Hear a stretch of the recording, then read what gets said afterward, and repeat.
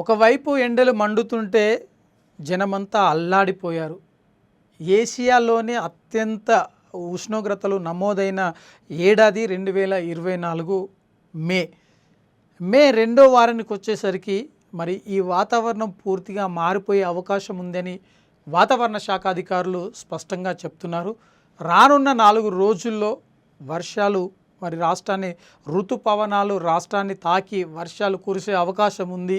దీని ద్వారా రాష్ట్రానికి తొలకరి జల్లులు పడనున్నాయని చెప్పి ఒక చల్లని వార్తను మాకు వినిపించింది వాతావరణ శాఖ. అయితే ఇక్కడ నుండి ఒక వారం రోజుల పాటు ఖచ్చితంగా వర్షాలు కురిసేందుకు అవకాశం ఉన్నాయి. గత 2 రోజులుగా ఈదరగాలులు వీస్తున్నాయి, చల్లని వర్షాలు జల్లులు అక్కడక్కడ పడుతున్నాయి.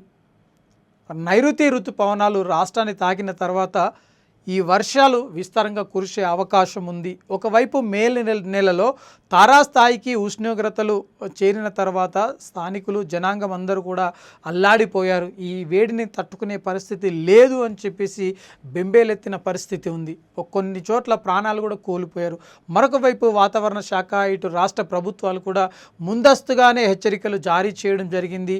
ఖచ్చితంగా పనులుంటే మాత్రం ఉదయం సాయంత్రం వేళలో మాత్రమే మరి పనులు చేసుకొని, కానీ అనవసరంగా మధ్యాహ్నం వేళలో బయటికి వచ్చి ఎండ దెబ్బకు తగిలి ప్రాణాలు కోల్పోవద్దని ఒక సూచనలు కూడా చేయడం జరిగింది. అయితే ఇక నుండి అలాంటి పరిస్థితులు ఉండవు అని చెప్పి మనకు అర్థమవుతుంది. ఎందుకంటే ఈ చల్లని కబురు వలన రానున్న వారం రోజుల్లో రాష్ట్రానికి ఒక మోస్తారు నుండి విస్తారమైన వర్షాలు కురిసేందుకు అవకాశం ఉంది.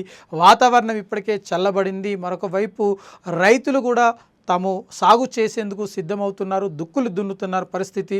అయితే ఈ నేపథ్యంలోనే ఈ తొలకరి జల్లులు రావడంతో ఇటు ప్రజలకు అటు రైతాంగానికి ఒక శుభవార్తగా చెప్పుకోవచ్చు.